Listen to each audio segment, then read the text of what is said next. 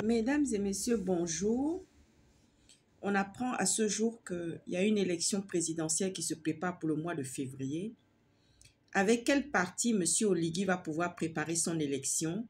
Sur la bannière et l'égide de quel parti M. Oligui va-t-il préparer son élection présidentielle? Est-ce que tout est réuni? Est-ce que les conditions sont réunies? Parce que je veux vous dire une chose. Pour faire une élection, il ne faut pas qu'il y ait un couvre-feu, M. Oligui. On ne peut pas faire une élection sous un couvre-feu. Regardez les autres pays vraiment démocratiquement élus, démocratiquement bien organisés, bien huilés, M. Oligui. Une élection présidentielle, ça se prépare. Nous sommes dans la cacophonie. Il y a des Gabonais qui ont peur. Il y a une guerre fratricide. Il y a une guerre fratricide actuellement dans le Haut-Ogooué. M. Opianga, HPO est de Mounana, comme le ministre Zakari Miboto.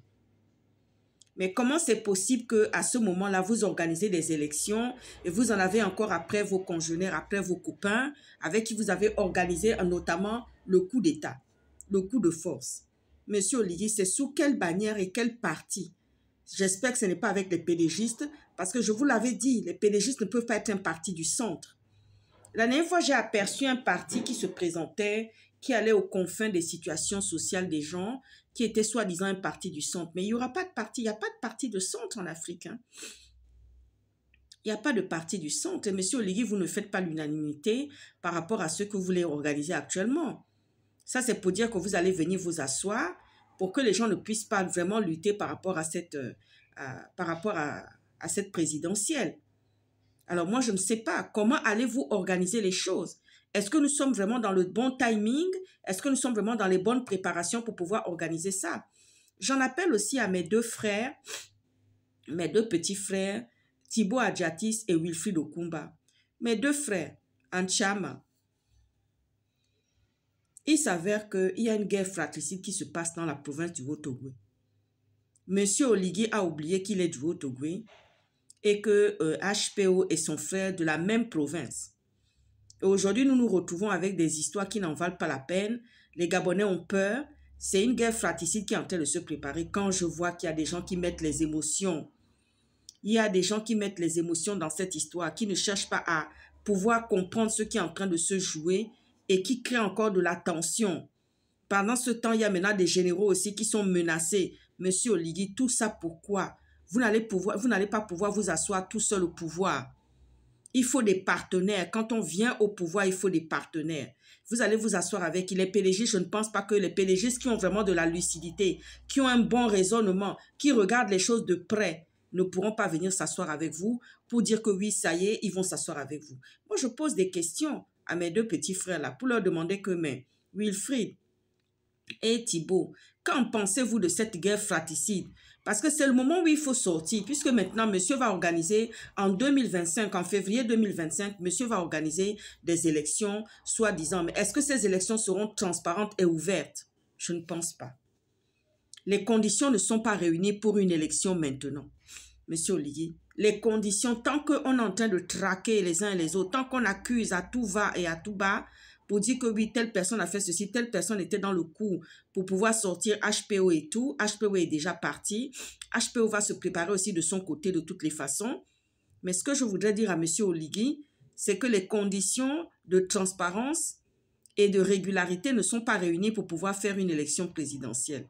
Donc, nous aimerions que les choses soient faites dans le bon élément. Parce que si cette élection est faite dans la précipitation et qu'il y a des bourrages de urnes, sur quelle bannière et quel parti allez-vous organiser les élections présidentielles?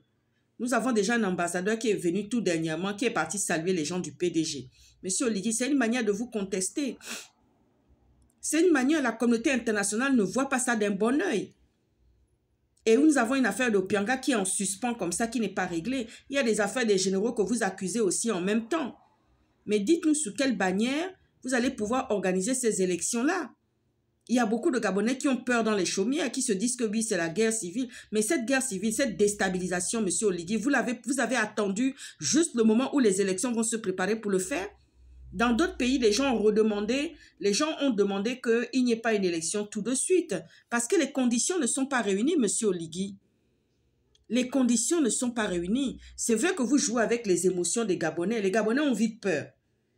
Quand il s'agit de quelque chose qui touche le pays, réellement, les Gabonais ont vite peur. Il y a des Gabonais... Vous savez, je vais vous dire une chose. La pathologie de l'hypertension va se décupler encore dans le pays parce que les gens ne verbalisent pas. Dans notre métier, on dit oui. Quand les gens ne verbalisent pas, ça veut dire quand les gens n'ont pas la parole pour pouvoir exprimer tout ce qu'ils ressentent. Parce que plus personne n'aura le courage de venir devant une vidéo. Les gens viendront plutôt pour dire « Monsieur Oligui a raison ». Mais dans le sens contraire, ça sera très difficile. Vous savez, c'est un marathon qui a commencé. C'est un marathon, une course de fond. Ah oui, là, c'est le marathon. Les gens sont dans le marathon. Dans notre milieu médical, on parle beaucoup de marathon et de course de fond. Mais là, c'est un marathon. Un marathon que la population gabonaise est en train de vivre maintenant. Sans savoir quand est-ce qu'ils vont arriver au but, à la trajectoire du but. Ils ne savent pas. Une élection va se faire dans ces conditions-là, monsieur Oligui, où les gens sont dans un marathon, où les gens ne verbalisent pas, où les gens vont avoir des problèmes parce que la pathologie de l'hypertension est bien répandue déjà au Gabon et du diabète est bien répandu au Gabon. Je crois que le fait que les gens ne vont pas beaucoup verbaliser, ne vont pas beaucoup parler, ils vont subir encore tout cet état d'esprit, tout cet état de guérilla, de guerre fratricide, de ne pas pouvoir en parler, de ne pas pouvoir dire ce qu'on pense même sur les vidéos. Alors là, déjà, on voit que certaines personnes n'osent même plus parler, certaines personnes n'osent même plus sortir. Moi, je pars du principe qu'il faudrait qu'il y ait justice. Si la justice s'était mise au rendez-vous, au point zéro, pour pouvoir justement dire que monsieur Opianga, vous avez fait ceci, ceci et cela, ok.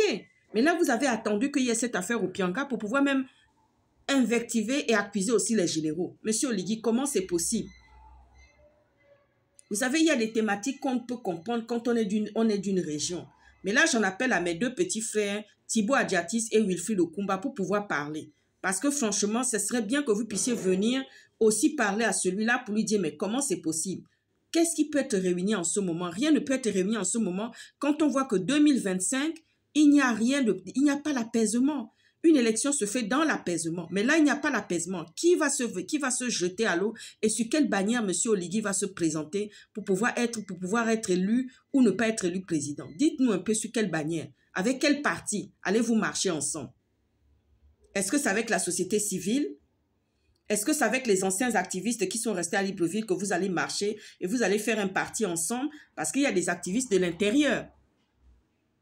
Et je ne parle pas de ceux de l'extérieur parce qu'il n'y a pas entente.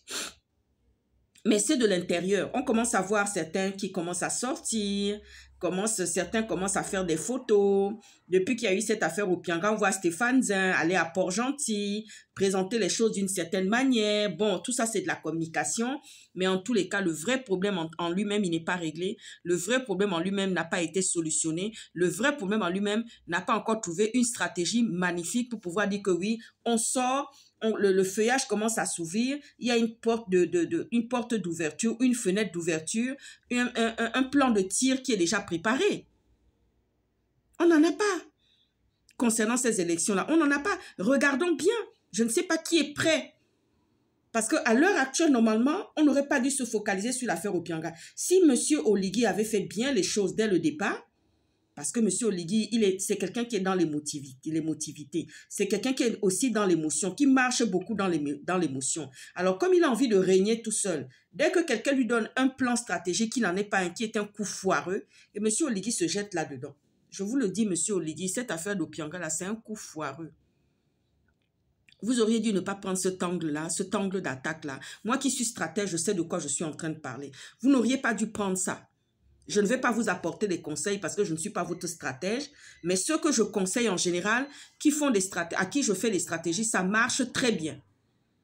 Ça marche très bien. Mais cette fenêtre de tir n'était pas la bonne.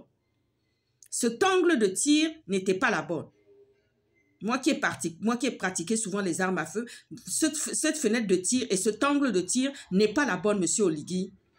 Et en tant que stratège en sécurité, je sais de quoi je suis en train de parler. Au contraire, vous avez créé un brouillard. Et aujourd'hui, il y a encore un couvre-feu dans le pays. Le brouillard que vous avez créé là, c'est ça qui fait que ce brouillard épais descend maintenant sur le pays et n'arrive pas à se lever.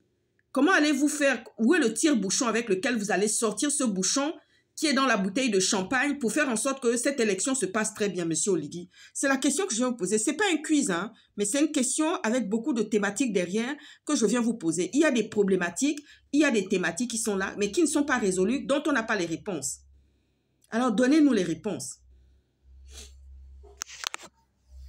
Bonne journée.